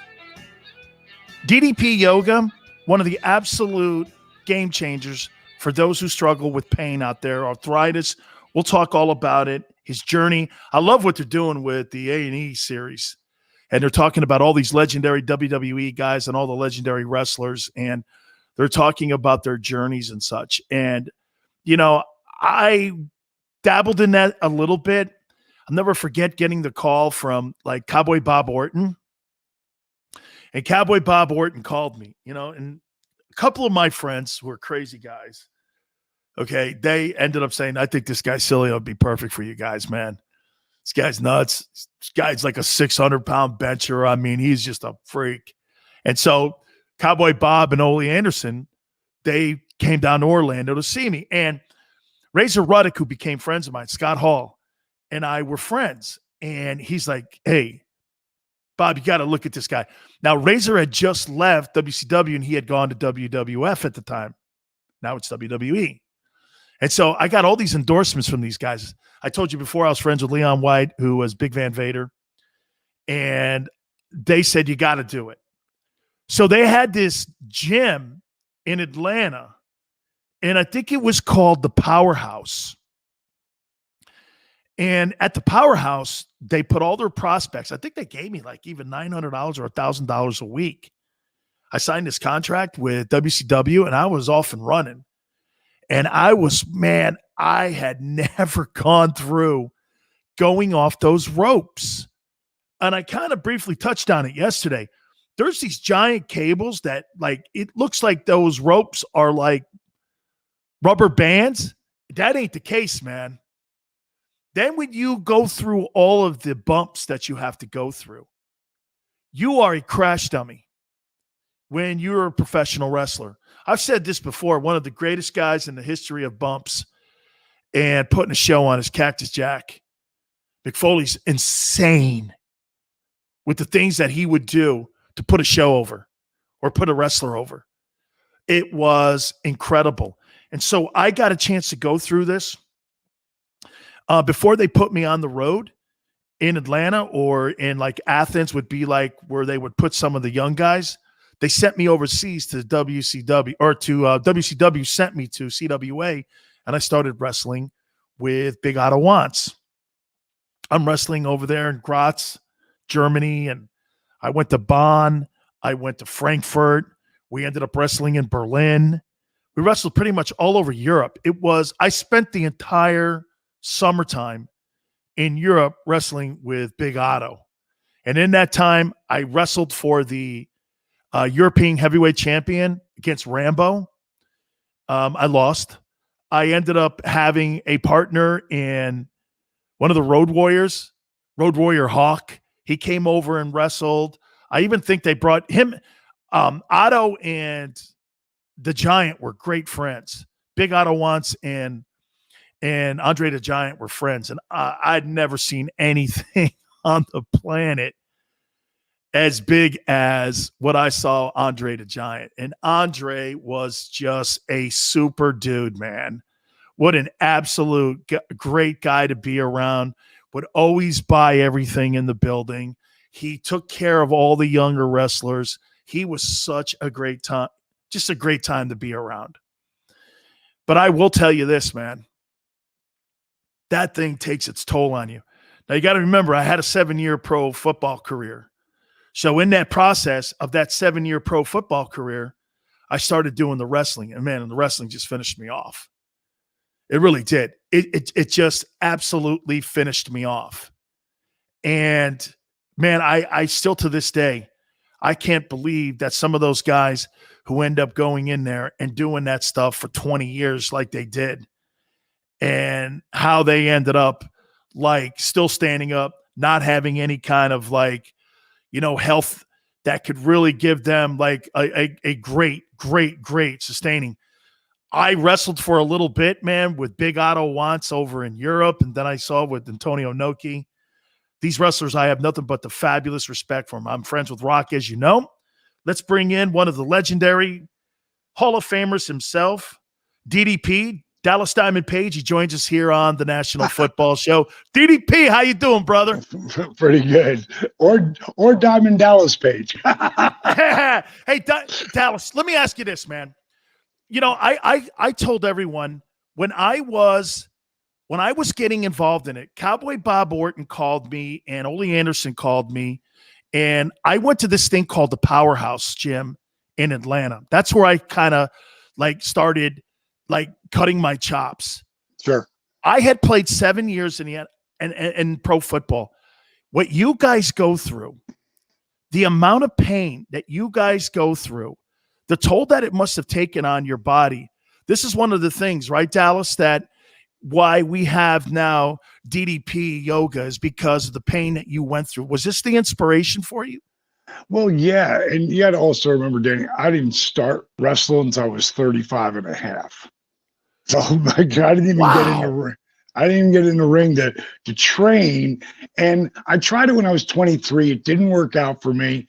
I had 3 matches. The crazy part is somebody actually sent me, I gotta show this to you. A guy sent me this, and I don't know where the hell he found it, but it was in 1979. I had a total of 3 matches. This is one. Let's see, this is one of them. Look at 1979, handsome Dallas Page. I just got it like a couple months ago. I was like, how did they even find it? So I took a picture of it so I wouldn't lose it. But I had 3 matches, didn't work out for me, and because I'd hurt my knee on my 3rd match, and I just got pulled into the bar business, and the booze, the bras, and the party took me at a different level for a while. And then when I came back in, I was running a huge club in Fort Myers, Florida, and I came in as a manager and eventually became a color commentator. And I did that for 3.5, 4 years, making no money. And then finally got my chance to go to WCW, and they let me manage and do color for about 9 months. And I had about 7 months left of my contract, and they told me that I couldn't manage anymore because of the hair and the bling and the clothes and the diamond dolls and the rap. I was overshadowing the wrestlers. So basically I was too over the top as a manager for professional wrestling. I don't even know how that's possible, but I was. And I had 7 months left of my contract, and I made, I always wanted to be a wrestler since I was a kid, and I never got in the business to be a manager or color commentator. So I was like, I'm going down there. I got 7 months left of my contract. What are they going to do? All they can do is let me go at the end of 7 months. And somehow I stayed on the roster, and I was there for about 1.5 years, and then I tore my rotator cuff, and they let me go, and I still came back. And my career started to take off when I was 40. But I got to tell you, those first couple of months down at the power plant where you were talking about, every time I hit that ring, all I could think about was, man, this fake stuff hurts like hell. Dallas, I kept telling they kept telling me this, and I forget the guy who was training me. It was one of the guys that was in the ring. He kept going, you're going to build a calcium up on your arm. I go, are you kidding me? That thing's a cable. And I started sounding like I was soft. Hey, this match hard. And I'm sitting here going like, I tell everybody, Leon was a friend of mine, Big Van, all these guys, friends of yours, obviously. And I tell them, I go, I don't care what anyone says. Professional wrestling is the toughest thing I ever did. And I played professional football. And I can't tell you enough. I don't want to hear anything about fake, because I'll tell you what, hitting those mats and hitting those ropes and hitting that floor, there ain't nothing fake about that. By the way, let me ask you this. Do you like what's going on A&E? I saw you on some of those things. Do you like how they're showing you guys' journeys? I do. I think that the business is constantly changing. I love the time where we really owned the cable internet, as far as the cable networks with the Monday Night Wars. What they're doing today, it's just a different style, and it works for these kids today. So, for me, Cody Rhodes, I've been mentoring him since he was 12 years old, and we talk all the time. I love seeing what he's doing, and he has a lot to do with the creative end there. So, it's any place for wrestling is like everywhere now. Like, it's not just wrestling shows. You got, the dark side of wrestling. You also got the dark side of the NFL now, the dark side of football. But you got A&E doing these documentaries. They've got these lost treasure shows. I mean, people love, a lot of people love what we did, and we connected them at a certain level. And one of the things you asked me earlier was, because of all the pain, is that where DDP yoga comes from? The main thing is, like, I'm a guy who wouldn't be caught dead doing yoga the first 42 years of my life. But at 42, that's where I got the big payoff. My career took off when I was 40. I was in 96, 97, and 98. I was on top of the world, headlining one pay-per-view after another, headlining one Monday Nitro after another, main eventing. And then I finally signed a multi-million-dollar 3-year deal, and then I ruptured my L4 and L5. You might as well say I broke my back. Oh, yeah. And I was told that I was done. And that's when I would do anything, just like, my buddy Ben Garland, who plays for the 49ers, offensive guard. He just had an accident where, he was hiking and he fell down this hill and screwed up his body. He's doing everything he can to get back so he can still play football. Because, you want to live the dream as long as you can. And at that point, I took up yoga. It really helped me, but it wasn't giving me everything. So I mixed it with rehab and old school calisthenics and something I call dynamic resistance. In less than 3 months, I was back in the ring. At 42, those doctors said my career's over. At 43, I got that heavyweight world title back there. And that's like our Oscar, I got to say this to you, DDP, and I'm going to throw this out there for everybody. And you know what? I'm going to go a little dark here with you. One of the reasons why I think this is awesome here for what you're going to do with people, arthritis, any kind of issues that you have with your yoga, how you and I dealt with it, I'm not going to put this here. I'll put it on me. Percocets, Percodans, every kind of drug. Hey, every kind of drug that I could take for my pain, I would. As I move forward, I'm looking for vehicles not to be involved with any drugs whatsoever, because I see what it's done to my friends. Okay. I see the task that it took away, that it took maybe some of their life away. That's where I say that this is inspirational. I watched your video you sent me of the military guy who was a parachute guy. And to see that he couldn't walk, and to see how that was so inspirational on how you got him back up and going here, just believing that this thing could work. I think that's got to be as big as that award behind you, watching people just being able to stand up and start walking again, just by using your philosophy of what you're teaching with DDP yoga. It really is. It's pretty amazing. If anybody's watching who, remembers Jake the Snake Roberts, there's a documentary that my company, we filmed the entire journey. Like with Arthur, he did all the filming. And that video, literally at this point, we can track it to over 1 billion views. That's how inspirational that video is. And if you want to see what that video, just go to ddpyoga.com and go to the bottom. There's a video of Arthur, because he's like our poster boy, because he proves that anything's possible if you have a low impact workout that won't just help you but heal you. and help you get back on track. And for Jake, it was a beat up body. He wrestled since he was 20 years old. He wrestled into his late 40s, early 50s, and was seriously crippled up. But he was coke, crack, booze, pills. He was an addict to everything. And I brought him into my house, and we filmed the whole thing. And over the next 18 months, when you see the transformation that Jake went through, and we brought Scott Hall, a.k.a. Razor Ramon, dear friend. He was also knocking on Bet's door at the time and helped both of those guys turn their lives around. Pretty powerful, man. You know what? I'm going to give you a story here.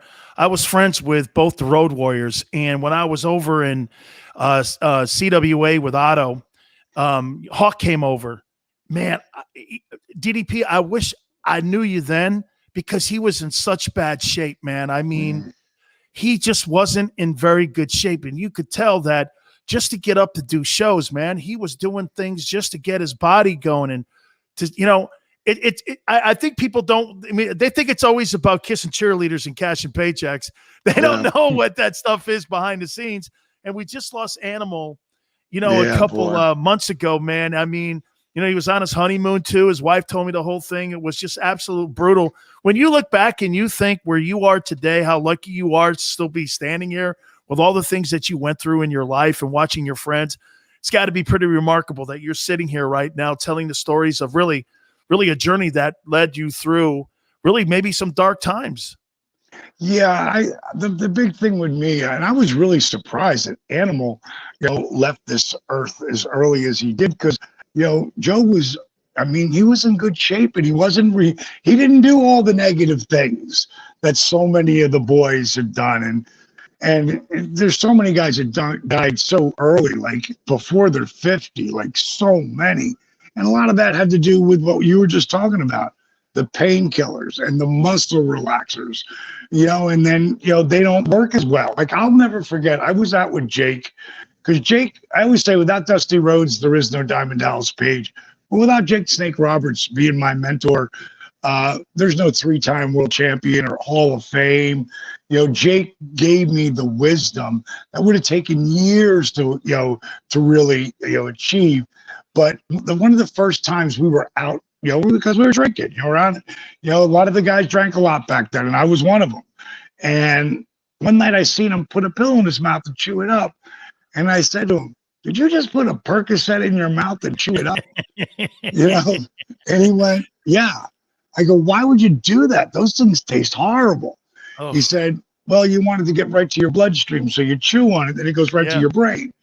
And I go, "How many of them? How many was that?" He said, "I don't know, 9, 10. Oh. I know guys who took 20, 30, and you combine that with booze, and then it's a different high. And when I heard him say that, I'm 36 at the time, and I tore my rotator cuff.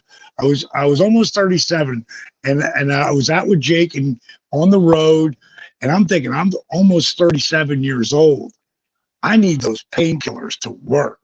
So I might have taken a few here and there and drank, but if I was taking the painkillers, I wouldn't drink it, because I wanted them. I didn't want to have to take 2 and 3 and 4 and 5. And there's times where I did, and I needed them to work because I needed to work.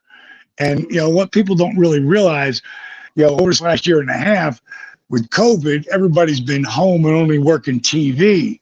But when COVID is over, which is on the tail end of it, hopefully, and everybody's getting ready to start going out working the road, well, you're on the road 25 days a month, like on the road and bumping, and like one match, like if I'm in the main event going 20 minutes plus, that's like anywhere from 4 to 8 car accidents.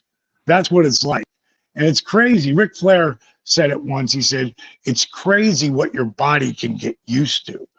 Again, I was just down at BioAccelerator in Medellin, Colombia. And what I went there for was stem cells. I got them in my shoulders, in my knees. I got them in my spine, lower lumbar, and my neck. For that, they put you out.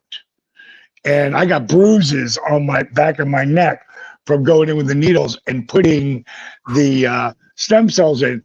But this was my flexibility, complete flexibility before I left her. That was good for me.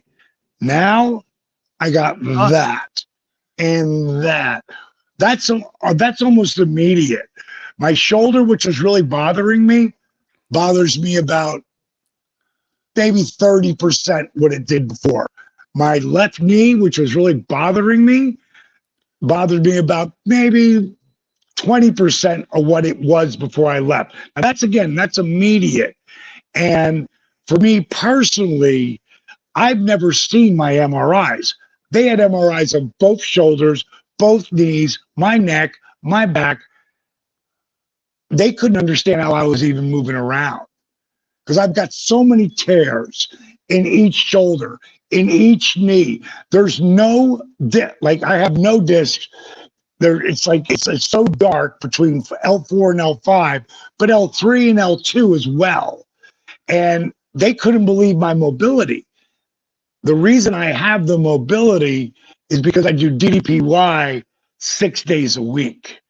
And when I'm doing it, I'm constantly breaking up that scar tissue, that arthritis that's rushing to my fingers, rushing to my shoulders, rushing to my knees.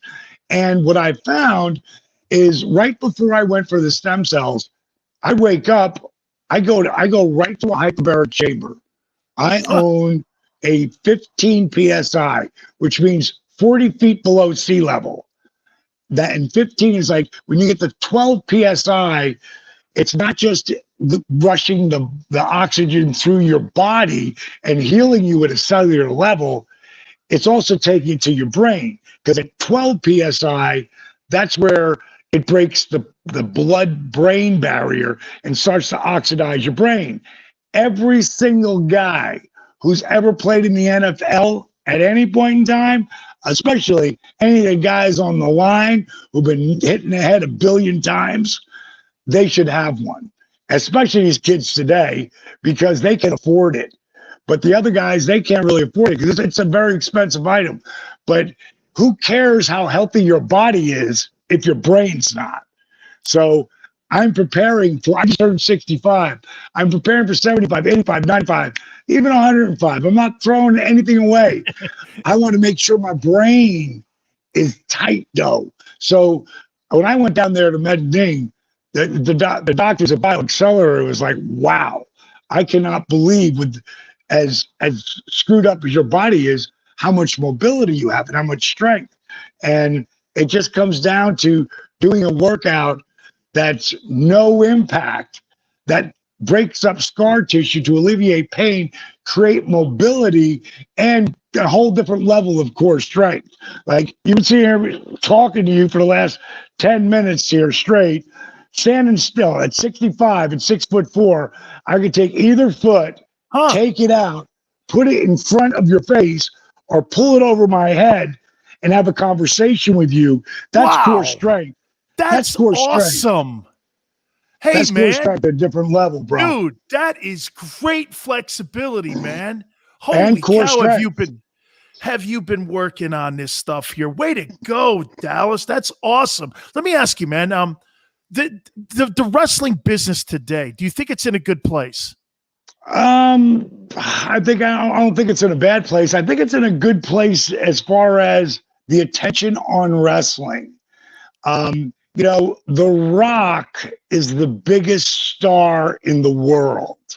The biggest. Gets paid $30 million per movie. He's one of us. He got to change the blueprint for us. John Cena, A-list actor. Dave Bautista, A-list actor.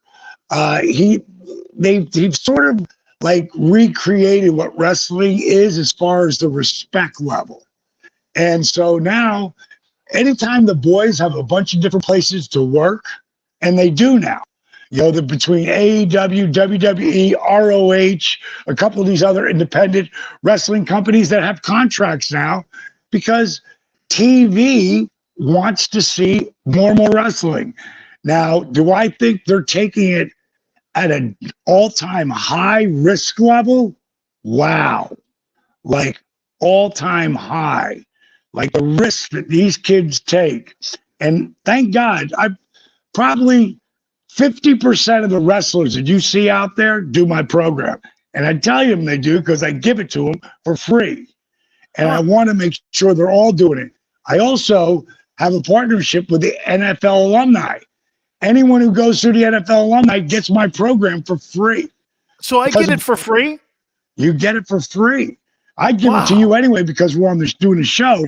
But anybody who's played the NFL, we worked that partnership out about a year and a half ago. And there's a bunch of guys doing it.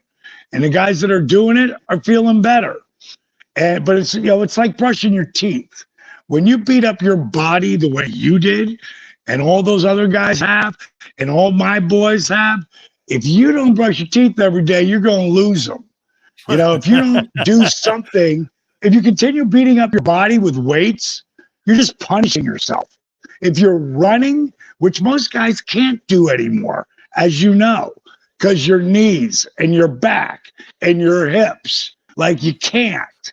So here's what happens. Here's what happens, Dallas. When I start to go and work out, all of a sudden I'll get burster sacks on my knees, or I'll get them on my elbows, or I'll get them on my ankles. I'll get all of a sudden I'll get arthritis in my foot, and I want to work out. All of a sudden, then you start gaining more weight because you can't really work out. It's been a constant struggle for me to work out and to lose weight because I benched 605 and I blew my burster sacks out. I played 7 years of football. I blew my knees out and my ankles out.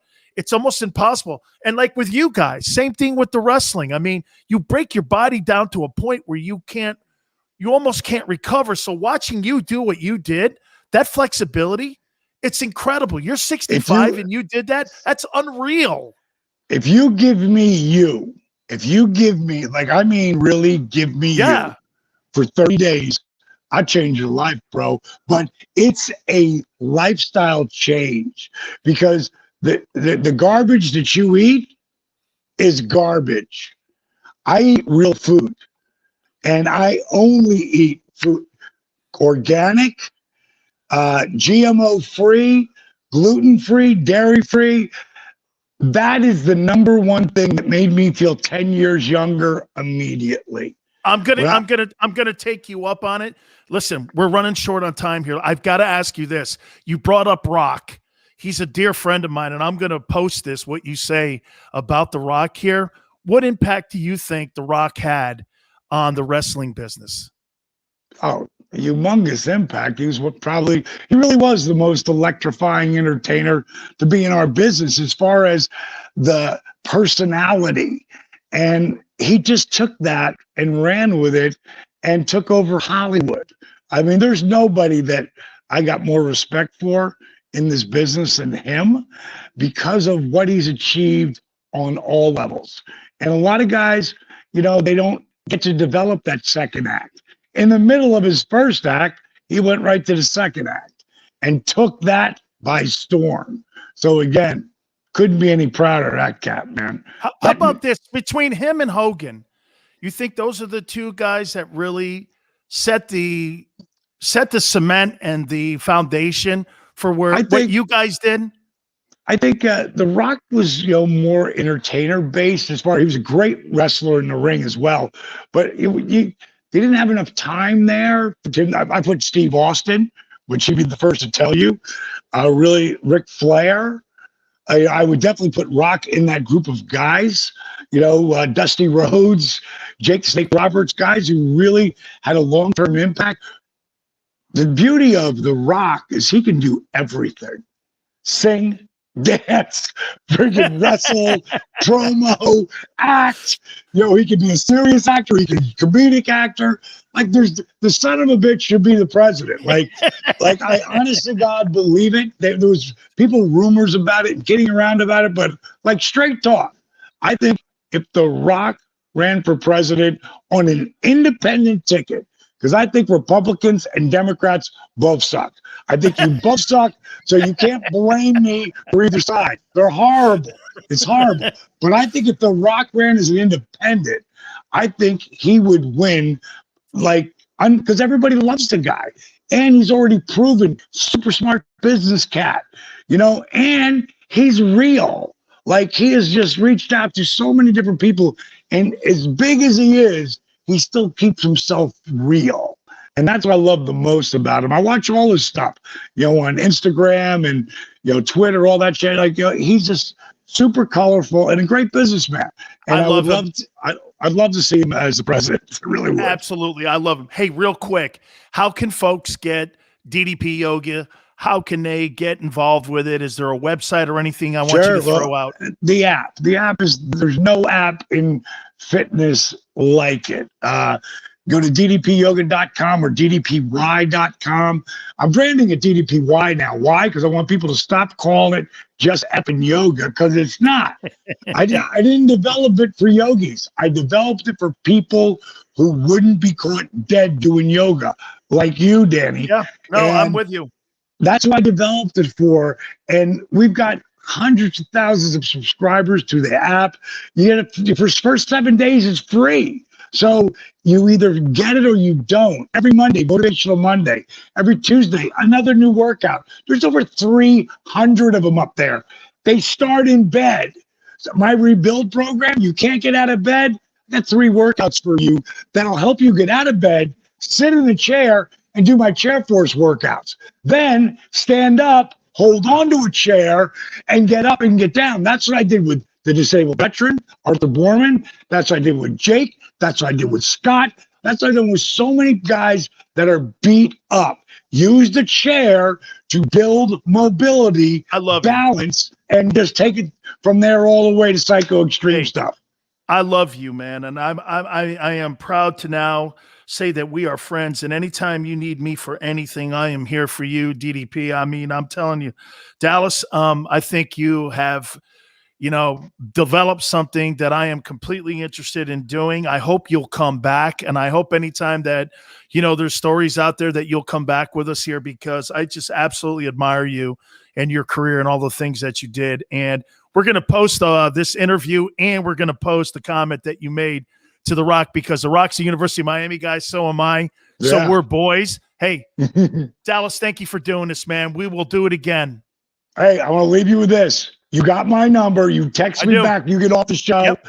I will call you. I will set you up.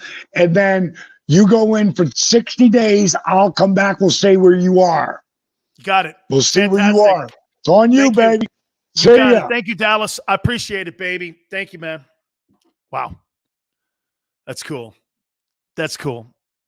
I kind of knew Dallas a little bit, but not a lot. And now it's funny.